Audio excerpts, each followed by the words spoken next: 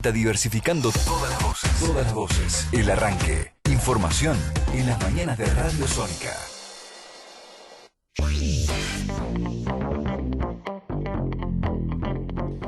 En la semana también estuvimos hablando, ustedes ya lo saben, nos escuchan todos los días, en relación a lo que había pasado en España, las elecciones.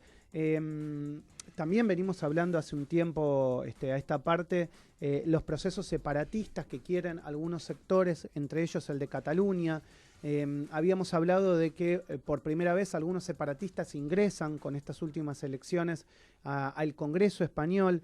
Y bueno, yo creo que hay que hacer un poco de historia para hablar de todo esto, de España, de la relación con América, de América, cómo se van dando los procesos independentistas y por qué, o sea, qué hay detrás de eso.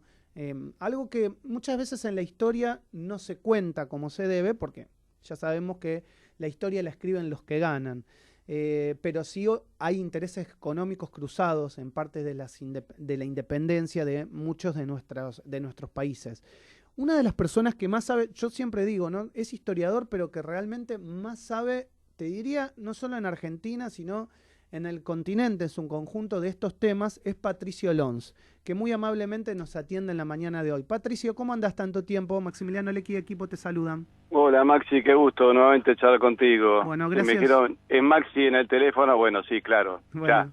Muchas gracias por atendernos. Bueno, un poco escuchabas el contexto histórico en el que estoy tratando de poner esta conversación, ¿no? Sí, bueno, la situación actual que vemos, mira, tengo un poco de retorno, si me puedes sacar el eco. Sí, vamos a tratar ahí, dale. Porque me resulta difícil hablar. Dale, bueno. Tenés un efecto dominó, esto parece la primavera árabe. Pegó en Ecuador, pegó en Perú, en Chile tiene otro contexto, en Bolivia tiene otro, acá cambió vía elecciones, Venezuela es un caos, pero evidentemente estamos en un camino de desarticulación del continente. Y es la culminación de 200 años en que hemos sido irrelevantes. Es decir, Hispanoamérica... Perdóname, te vuelvo a insistir con el eco porque me resulta terrible. Sí, vamos a intentar... Mira, hagamos una cosa. ¿Vos estás escuchando por la radio o no? O sea, ¿sí, solamente por teléfono? ¿Hola? Sí. Bueno, vos me estás ahí te escucho bien. Bueno, perfecto, ahí está. Bueno, decías que esta es la culminación de 200 años de un proceso en el que hemos sido invisibles para el mundo. Y sí, vos fíjate que en estos 200 años las grandes potencias como Rusia, Francia, Inglaterra y los mismos Estados Unidos han cambiado muchísimo sus situaciones, la Alemania misma, la Italia misma, y siempre terminaron siendo relevantes. Es decir, han pasado por desgracias terribles, guerras mundiales, revoluciones sanguinarias, etcétera, y ahí las ves, siguen existiendo. Hispanoamérica, que hasta la independencia era el mediocampo del mundo. Fíjate vos, mirá el globo terráqueo y nuestro país, que llegaba desde lo que hoy es California, Texas, Nevada, península de Florida, Alabama, hasta la Patagonia, y desde Filipinas hasta España, podemos decir incluso hasta el Reino de dos Sicilias. El imperio donde nunca, el imperio de los Habsburgo, ¿no? El imperio donde nunca se oponía al sol. Claro, por supuesto. El imperio de Carlos V. Y el imperio de Carlos V siguió igualmente hasta Fernando VII.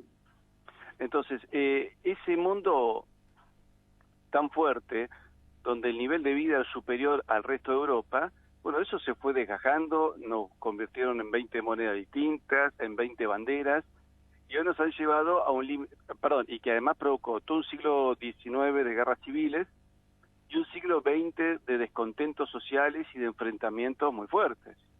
Vos pensás que hasta la década del 20 en México tuvimos la cristiada, ¿no? Cuando te acuerdas que aquel gobierno de Calles decidió que un día los mexicanos no podían ir más a misa, y cuando terminaron con la guerra civil. Y acá la aviación en su momento bombardeó la Plaza de Mayo y la ciudad capital. Exacto. Y después hemos seguido con enfrentamientos terribles, en los cuales los políticos han hecho muchísimo para alimentarlo. Claro, entonces, como para entender, digamos, parte de la argumentación, la cual creo que mucha gente realmente la comparte, detrás digamos, de este desgranamiento de lo que ha sido Hispanoamérica, o para no llamarlo el Imperio Español, pero sí Hispanoamérica en su conjunto, hubo intereses, primero creados por potencias extranjeras, podemos decir británicos en su momento, y después, o sea, que tiene que ver con la geopolítica, y después también hoy lo podemos trasladar a las corporaciones que representan esos sectores de tal vez lo que fue en su momento el Imperio Británico, y a su vez fomentado por los políticos locales. Sí, es la mejor síntesis que se puede hacer. Hispanoamérica fue destruida en buena parte por el Imperio Británico, y luego Centroamérica y México, ahí la mano la metieron más bien las logias yorquinas norteamericanas. Estados Unidos se encargó del hemisferio norte, es decir, el Imperio Español en México y luego en Filipinas.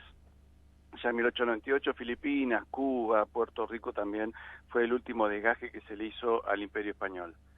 Entonces hoy tenemos un continente con una dialéctica falsa, donde la izquierda te habla de la patria grande, dicen latinoamericana, lo cual es un error, para implantar en el fondo pequeñas tiranías de izquierda que hemos visto que han sido bastante irrelevantes. ¿Vos lo cambiarías por hispanoamericana, la patria por latina? Supuesto. Porque cuando vos decís Latinoamérica, y queda medio vago, sí que seríamos como herederos del Imperio Romano, pero en realidad el heredero del Imperio del espíritu del Imperio Romano fue España. Y a nosotros lo que nos une a 500 millones de hispanohablantes es la lengua franca, es el español. Nuestro verdadero oro es nuestro idioma. Si nosotros fuésemos conscientes de eso, por ejemplo, si México fuese consciente de eso, en vez de pedirle al rey de España y al Papa que pidan disculpas, y México dijese, bueno, somos 130 millones de mexicanos, vamos a convertirnos en la primera potencia hispánica y vamos a liderar el continente, bueno, sería otra cosa, porque la gente empezaría a darse cuenta que teniendo un idioma común, podemos, digamos, tener nuestro propio mercado interno, podemos ponernos a pensar en una moneda propia. ¿Vos te das cuenta si tú hispanoamérica dijeron, bueno, vamos a tener una moneda común, por lo menos para, como derecho especial de giro entre nosotros, basado en las riquezas más fuertes que tenga cada país? Y empezás a tener otro peso. Claro, pero el crecimiento del comercio interno crecería exponencialmente. Vos imaginate que realmente eso es lo que nunca quiso geopolíticamente Inglaterra. Buscaba la división para poder ganar comercio, y hoy claramente una Hispanoamérica unida sería una afrenta muy grande, no solo a los Estados Unidos, sino también al Reino Unido, y ni te digo también a otras potencias como China. O sea, sería verdaderamente maravilloso. Sí. Ahora, Estados Unidos, si actuase con inteligencia, debería pensar que en los próximos años se va a definir si el muchacho grandote de la cuadra va a ser China o Estados Unidos. Entonces, a Estados Unidos en realidad le convendría una Hispanoamérica fuerte, sólida, políticamente, económicamente, militarmente y socialmente, cohesionada socialmente. Y es más, yo creo que la población hispánica del sur de Estados Unidos podría ser el puente entre ambos intereses, y de esa manera tendríamos todo un continente americano abroquelado. Podríamos ayudar a que algunos países del sector asiático como Filipinas, Indonesia, Japón, volcasen sus intereses, los uniesen o los aliasen con una América fuerte y poderosa, y se podría equilibrar el expansionismo chino. Entonces China se tendría que dedicar al desarrollo del mercado interno y no pensar en convertirse en un expansionismo imperialista y militarista que puede terminar en una situación peligrosa. Entonces ese debería ser el camino, pero para eso necesitamos líderes en Hispanoamérica que tengan las cosas más claras. Entonces no puedes tener ni un presidente que hace fraude para mantenerse in eterno en el gobierno, no puedes tener otro semianalfabeto en Venezuela que se comieron $1 billón que le entraron en regalías, y en vez de capitalizar a Venezuela, hoy Venezuela produce menos petróleo que Colombia, cuando Colombia se suponía que no tenía petróleo, ¿cierto? Y tampoco podés tener un egoísmo como se vio en Chile, cuando se escucha a la mujer de Piñera diciendo deberíamos renunciar a algunos privilegios. Bueno, entonces me parece que todos, izquierdas y derechas, deberían madurar un poco y pensar realmente en un proyecto común que nos permita consolidarnos como un poder relevante. Es muy difícil si no se vuelve a nuestro legado, a nuestra tradición hispánica. Hay que acabar con la leyenda negra y empezar a ver qué nos pasó en la independencia y qué éramos antes. Es decir, cuando Inglaterra fracciona el imperio español en América, era porque Inglaterra quería tener la primacía de la moneda mundial. Exacto. Es decir, la primera moneda del mundo se acuñaba en la tierra de Evo Morales. Claro. Entonces, hasta la independencia, el real de A8, que alguna vez lo hemos conversado, lo hemos conversado, era la moneda imperante del mundo. Lo hemos conversado, pero se lo trasladamos a nuestros oyentes, siempre se renuevan. El real de 8 fue la primera moneda universal y era hispánica. Así es, se acuñaba en el Potosí, el Alto Perú, o que hoy es Bolivia. El Alto Perú, que hoy llamamos Bolivia, acuñaba la moneda más poderosa del mundo y tenía la universidad que producía las inteligencias más poderosas de Sudamérica, que era la Universidad de Chuquisaca.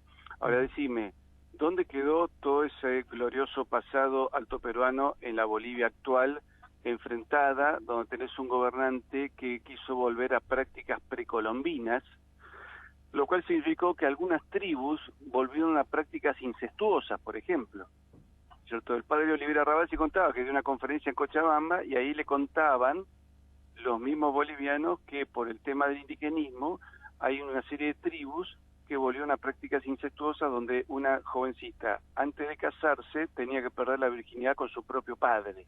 O sea, fíjate el nivel de aberración, ¿cierto? Entonces, realmente pretender volver 500 años para atrás, buscando una raíz que ya está, digamos, mixturada con la cultura española, es un retroceso. Además, por otro lado, te habla de Carlos Marx, entonces que se decida. No me ¿Quiere ser indígena o quiere ser marxista? No me quiero poner como abogado del diablo, pero si hoy estuviese otra persona charlando contigo y no Maximiliano Lecky, te diría, bueno, los reyes también eran incestuosos y muchos de esos pasaban en las familias de los Habsburgos o Borbones con familias que se casaban entre sí. No, lo que hubo fue endogamia, es decir, casamientos entre parientes. Pero una cosa es que te cases con una prima o con una sobrina, y otra cosa es que tu hija tenga que pasar por tus manos antes de casarse. Te entiendo. ¿Cierto? Que es otra cosa, es una situación incestuosa, como una suerte de ceremonia de iniciación al matrimonio. ¿No te das cuenta que es una aberración? Entonces, volver para atrás para luego incluso tener resultados magros, porque el resultado económico de Bolivia fue a que hubo algún tipo de apoyo internacional por el cual le redujeron la deuda externa. Y luego los commodities que producía tuvieron mejor precio, pero no se convirtió en capitalización del Estado boliviano. Es decir, lo que se mantuvo fue una estabilidad y buen ambiente para los negocios, lo cual es cierto, le permitió mejor crecimiento que lo que hubo acá en estos últimos 16 años, eso es cierto. Patricio, pero no es una verdadera capitalización. Como para poner en claro, digamos, uno entiende, digamos, el contexto histórico que vos explicás y de esta diferenciación entre lo que es la patria grande latinoamericana y lo que podría ser una patria grande hispanoamericana y las ventajas que podríamos tener a futuro. Ahora, estos procesos de integración, ya con este contexto regional, no se puede volver atrás 500 años, está claro, y cada uno ha tenido procesos independentistas propios e inclusive soberanías propias. ¿Se puede llevar adelante con cada una de nuestras soberanías de forma independiente? ¿Es posible hoy sin resignar eso que algunos llaman soberanía? Mirá, lo que pasa es que en realidad los 20 estados hispanoamericanos no son auténticamente soberanos. Cuando vos tenés una moneda que se evalúa permanentemente, ahí ya no podés hablar de soberanía. Cuando no tenés fuerzas armadas que te puedan defender, imponer los derechos o defender los derechos de tu país, olvídate, tampoco tenés soberanía. Lo que nosotros tenemos es una soberanía cromática y musical. O sea, tenés bandera, tenés himno, pero no tenés más. Ahora, la única manera que tenemos para enfrentar los conflictos del siglo XXI, donde las grandes potencias jugar duro, sucio y mal, ¿no es cierto?, porque no sabemos cómo va a ser Estados Unidos para sostenerse como primera potencia. China viene como potencia emergente con la mayor población del mundo. Rusia, bueno, ahí aparecería como un adalid del cristianismo. El Islam es un queso gruyero. Y después tenés Israel, que está en una situación muy conflictiva para sostenerse. Y Europa, que ha olvidado sus orígenes y su destino.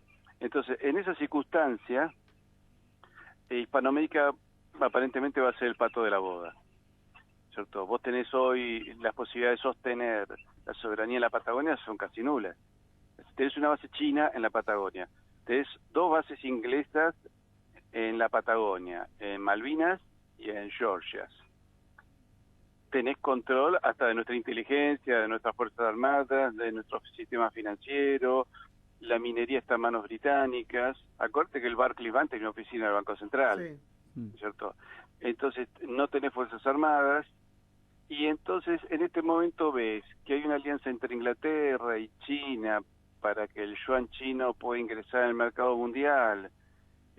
También ahí Israel puede jugar algún papel, y que sabe si esos países no deciden que la Patagonia argentina y chilena se conviertan en 4 o 5 países distintos y se repartan lo que hay ahí. Y después tenés bases extranjeras en la Antártida de Argentina y Chile. Ahora, ¿es necesario reunificar Hispanoamérica? Sí. ¿Es necesario hacerlo bajo nuestra tradición hispánica y católica? Sí. Si no, no tenés posibilidad, porque no tenés civilización que te sostenga. Es decir, una Hispanoamérica basada en ideas de progresismo, que implica destrucción de familias, de fuerzas armadas, de todo sentido de orden, bueno, eso no se sostiene. Ninguna civilización se sostuvo en el desorden. Los griegos lograron zafarse de los persas en base a mucho orden, disciplina, esfuerzo y lucha, ¿no es cierto? Entonces, en base a eso no se podría. Ahora, ¿hay algún antecedente del siglo XX? Sí. Ibáñez del Campo, presidente de Chile, y Juan Domingo Perón, presidente de Argentina, planificaron incluso la posibilidad de reunificación de Argentina con Chile. ¿Lo lograron? No, pero sí lograron un pedazo. O sea que en la Antártida estaba superpuesto un pedazo del sector argentino, exacto, con un sector chileno. Exacto. Y se lo declaró binacional, a perpetuidad, y para que nunca haya más conflictos. Yo recuerdo los mapas que lo mostraban así, y también recuerdo los mapas de gobiernos posteriores a la caída de Perón, donde los gobiernos argentinos volvían a poner zona en litigio. Sí. Es decir, fíjate la línea política que bajaban los gobiernos posteriores a Perón. Vos sabés que me gusta, además de apasionarme la historia, me apasiona la política. Y vos recién asociaste progresismo con desorden. Si te estuviese escuchando Miriam Bregman o Nicolás del Caño, hoy te estarían diciendo que eso no es así, ¿no? Y bueno, pero yo me pregunto si bueno, el apellido de ese dirigente es muy propio de un marxista, ¿no? Qué apropiado llamarte del Caño. No sé, como llamarte Ducci y ser fascista. Pero yo creo que ellos se levantan todas las mañanas pensando a ver qué podemos destruir, qué podemos quemar, a quién podemos matar, a quién le podemos poner una bomba, qué sé yo. ¿Cuál es el aporte civilizatorio de esa gente? Patricio, buen día. En 1989 se cayó el muro de Berlín y ellos siguen defendiendo el sistema más tiránico que sufrió la humanidad. Patricio, buen día. Juan Les, que te saluda. ¿Cómo estás? Hola, Juan. Te estoy escuchando de este tema que vos bien nos planteás y nos describís. Yo te escucho muy mal, ¿eh? A ver ahora, ¿me escuchás, Patricio? Sí. Ahí. No, digo que te vengo escuchando, digamos, de la gran descripción que nos estás haciendo de no solo de historia, sino también ir jugando y haciendo un ping-pong con la actualidad. Y lo que yo te planteo es pensando en lo que viene dentro de algunos días cuando asuma el nuevo presidente en la Argentina, que es Alberto Fernández, y llevarte un poco a esta agenda del progresismo, que acá Maxi te hacía esta pregunta de, bueno, si yo no ligando el progresismo a Bregman o del Caño, que la izquierda tiene una posición un poco más ortodoxa con ese tema. Sino Alberto Fernández. No, sino la agenda de progresismo del Grupo de Puebla, que se ha juntado hace pocos días acá en Argentina, y Alberto Fernández ha sido uno de los grandes, digamos, actores políticos que ha estado bancando el tema de Grupo de Puebla junto a varios más. ¿Y qué pensás vos que se puede hacer desde ese lugar, y si coincidís, Mauricio Macri, por ejemplo, apoyó lo que se denominó el Grupo de Lima, que tuvo gran implicancia con el tema de Venezuela, de tomar una posición en ese sentido. Lo de Alberto Fernández con el tema Venezuela todavía es algo como muy, a mi entender, medio liviano y por arriba, porque se puso una posición de Uruguay y México de buscar una transición democrática, pero ¿cómo ves al Grupo de Puebla y si de verdad se pueden cumplir algunos puntos de esa agenda progresista hispanoamericana? Mira, sí, yo creo que si tienen algún tipo de apoyo internacional van a continuar con eso. Es decir, modelos retardatarios van a seguir. Lo que pasa es que también el Grupo de Lima tampoco era símbolo del desarrollo, ¿no es cierto? Es decir, las repúblicas hispanoamericanas han demostrado ser nada más que un sistema de privatización de los intereses del bien público. Los intereses nacionales, los intereses públicos, los intereses de todos se privatizan cada 4 años. El que tiene más plata compra la presidencia y así estamos, en sistemas fallidos que demuestran su falla desde hace 200 años. Esto podrá sonar muy monárquico, pero qué sé yo, a las monarquías europeas le ha ido mejor que a nosotros, ¿no es cierto? Pero acá es cierto, es decir, los partidos políticos que hacen parte en la sociedad y nada más, y ninguno presenta un proyecto en serio que sea integrador. Todos se terminan beneficiando a sus empresarios amigos, a sus parientes, y nunca se piensa realmente en la gente. Y hay algunos que se llenan la boca con la palabra pueblo, con la palabra pobres, también terminan enriquecidos y ante cualquier crítica te tratan de oligarca, ¿no es cierto? Y los otros, los que son tal vez más oligarcas, te tratan de vagos y les criticas también lo que ellos hacen. Pero evidentemente estamos en una disyuntiva. Fíjate que en realidad los presidentes que tenemos en América, por lo menos los últimos 30, 40 años, son más bien tipos brutos, ¿eh? ¿Cuántos intelectuales de peso hemos tenido en Hispanoamérica como gobiernos? ¿Recordás alguno?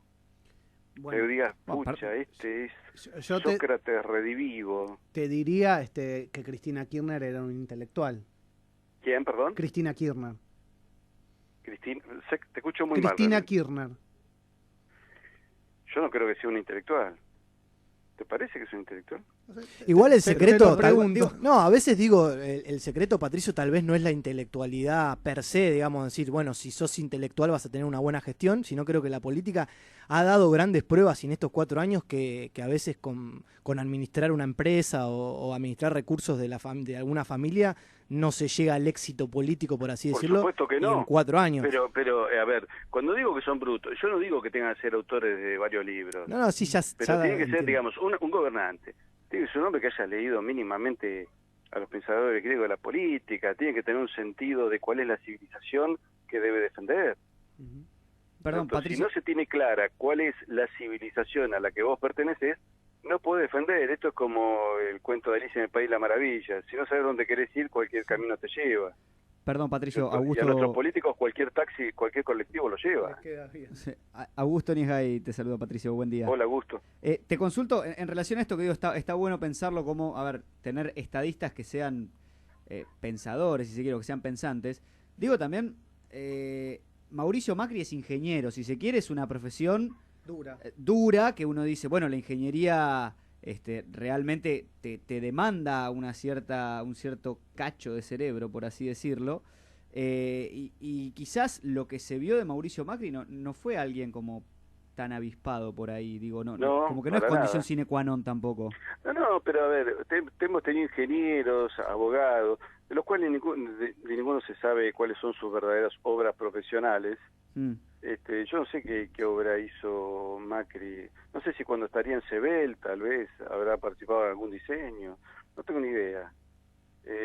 Pero no me refiero a eso. Que yo, Quinquela Martín era un autodidacta y fue un extraordinario pintor. Sí. Me refiero a personas que tengan un sentido de cultura, que tenga que ver con el concepto concreto, con el entendimiento concreto de la civilización a la que perteneces. Hispanoamérica. Perdón, Patricio, ¿ves algún argentino o algún dirigente que digas, o por acá iría el modelo que estoy pensando de pensador, valga la redundancia? No. Entre las 6 candidaturas, ahí el único que yo pensé que sabía más de historia y que comprendía mejor la civilización occidental hispánica era Gómez Centurión, y que sacó el 3%. Eso fue el único que vos veías. ¿Y por ahí fuera de la política? No, fuera de política. Bueno, sí, profesores que uno conoce, pero, claro. pero qué sé yo, si vas al Instituto Nacional de Filosofía Práctica vas a encontrar unos tipos muy inteligentes, claro. Pero de ahí a tener la condición de liderazgo. Pero además, te vuelvo a decir, acá el poder se privatiza cada 4 años. Claro. Es decir, yo podría ser un tipo muy inteligente. Y le digo, ¿ustedes se animan a manejar prensa de la Casa Rosada? Sí, pero ustedes me van a decir, Patricio, ¿tenés 100 millones de dólares para la campaña? No. Bueno, entonces, qué sé yo, postulate a dirigir una sociedad de fomento, punto, olvídate. Sí, se entiende. Entonces no hay un sistema que permita que personas muy capaces lleguen a la presidencia. Ojalá se hubiera 50 personas patriotas, inteligentes que se pudieran presentar y a todos se les diese, por ejemplo, la misma posición en los medios, sí. La misma cantidad de espacio publicitario, la misma cantidad de carteles y que toda la gente pudiese realmente conocer a cada uno de ellos en profundidad y en base a eso poder votar. Pero fíjate que nuestros presidentes dicen, voy a hacer tal cosa, los candidatos, ¿no es cierto? Voy a hacer tal cosa y no voy a hacer tal otra, y cuando asumen, hacen exactamente al revés. Sí, ¿te acuerdas cuando Menem dijo, y bueno, si hubiera dicho la verdad no me votaban? Bueno, pero ese es el derecho del pueblo. Exacto. ¿Cierto? Si yo te voy a votar de acuerdo a lo que prometas, o no te voy a votar de acuerdo a lo que vos estás prometiendo, porque no me convence. Bueno, no podés hacer al revés. Y Macri hizo lo mismo. ¿Te acuerdas que Macri dijo, voy a acabar con el curro de los derechos humanos, voy a acabar con la persecución a militares, voy a defender la vida de la Concepción? Hizo todo al revés. ¿Vos te acordás del atentado a la Tablada de 1989? Sí. Bueno, ese atentado para los más jóvenes fue un atentado de grupos guerrilleros, uno que se llamaba Movimiento Todos por la Patria, que atacó un regimiento de infantería mecanizada en La Matanza, en el distrito de La Matanza. El lugar era La Tablada. En 1989, presidencia de Raúl Alfonsín, gobierno constitucional. Bien, al final Alfonsín dio una orden para que las Fuerzas Armadas pudiesen recuperar el cuartel. Fue una verdadera batalla que duró casi 2 días, ¿no? Bien. El general Arrillaga, que fue el que llevó a cabo la recuperación, fue detenido y condenado este año, creo, porque dicen que se excedió en los elementos en el combate. Si estás en un combate, no estás en una olimpiada deportiva. ¿Viste? Si hay un campeonato de boxeo, subís 2 boxeadores de la misma categoría, ¿no es cierto? Bueno, ahí está bien. Pero en una guerra vos podés usar el garrote más grande que tu enemigo, ganarle y nadie te lo puede reprochar. Estás en una guerra. Bueno, Macri permitió eso. Es más, Macri permitió el encarcelamiento de un héroe de guerra como el teniente coronel Emilio Nani, que perdió un ojo en La Tablada, fue herido en Malvinas, y entonces dice que cuando era subteniente, no sé, que él miró mal. Pero espera, Patricio, ¿pero fue Macri el que lo permitió o hay una justicia que lo condenó? Perdón, pero lo escuchabas al ministro de Justicia hablar y notabas que estaba en consonancia con eso. ¿Te acuerdas cuando se dijo que por ley eran 30.000 desaparecidos? Sí. ¿Cómo por ley? Eso es un trabajo que le corresponde a investigadores, historiadores, no por ley. Eso es como decir, bueno, voy a abolir la ley de gravedad por ley. No podés. Es decir, vos estás esas aberraciones, vos lo escuchabas al ministro de Justicia, o al ministro de Cultura. Vos estás queriendo... Cuando le preguntás qué leyó, el ministro de Cultura lo que había leído eran algunas novelas. Sí, no, a ver, entiendo tu punto, pero yo quiero, digamos, trasladarlo a algo que dijiste y no dejarlo pasar. Vos nos estás queriendo decir que intuís o creés que parte de lo que ha pasado en la justicia argentina en estos años hubo una influencia directa, por no decir un mandamiento de la presidencia. A ver, yo te diría que en 1976 que ocurre eso. Esto comenzó con el gobierno militar y lo continuaron los políticos. Okay. A ver, desde el año 76 a la fecha, ¿cuántos años pasaron? 43, ¿no? 43, ¿no? Sí. Bien. En estos 43 años tenés una continuidad que significó la destrucción del aparato industrial argentino, la entrega del país a los intereses financieros, ¿Cuánto es la deuda externa argentina sumada? Pública, privada, municipal, estatal. Debe ser. ¿400.000 millones? Sí, está en, que no sé si más, que creo que más. Cerca de 450.000 millones. Sí, más o menos. Cuando Isabel Perón fue derrocada, la deuda externa creo que era entre 4.500 y 5.600. O sea, se la ha multiplicado por 100. Por 100. Pues decir, bueno, que con esa plata, ¿qué se hizo? ¿Se recapitalizó el país y tenemos un PBI de 2 billones de dólares? No, estamos destruidos, ¿no es cierto? Nuestro país tiene un PBI de más o menos 600.000 millones de dólares, pero vos tenés otros 600.000 millones de dólares de argentinos que lo tienen en el exterior, porque no confían en la Argentina. ¿Cierto? Y este gobierno le dio a la deuda, la aumentó, jugó con eso enormemente, ¿no es cierto? Entonces, todos coincidieron en endeudar al país, que significa endeudar el futuro, ¿eh? Sí, se comprende. Es decir, endeudaron nuestro presente y el futuro de nuestros hijos y nuestros nietos. Bien, ¿qué más se pusieron de acuerdo? Destruir la familia. ¿Qué más? La educación. Cuando yo era chico, Argentina creo que está entre los 10 países con mejor educación en el mundo. Hoy estamos en el puesto 80. Epa, hay que decaer, Sí, claramente. Lo que vos nos estás diciendo, el problema son los políticos. Sí. Patricio, me quedé sin tiempo. Como siempre, es un placer charlar contigo. Te mando un abrazo grande y bueno, pronto espero tenerte en el piso también para profundizar de estos temas. Bueno, Maxi, sí, ahora que terminan las clases, me voy a caer por la radio un día. Un abrazo. Me peleás 2 horas y bueno, te invito a entrar a mi portal. Sí, ¿cómo es? patriciolons.com. Y si no, mi canal YouTube, Historia con Patricio Lons. Muy bien, gracias Patricio, que tengas buen día, ¿eh? Un abrazo Maxi, grande. te mando un fuerte abrazo. Un abrazo. Bueno, como ya sabes, nosotros aquí en El Arranque queremos escuchar a todo el mundo desde hace 9 años. Y bueno, y obviamente tengo un montón de mensajes que han generado controversias de las cosas que estaba diciendo Patricio Lons. Preguntale. Bueno, obviamente ustedes ya saben que nosotros preguntamos absolutamente todo. Lo hacemos desde el punto de vista del respeto.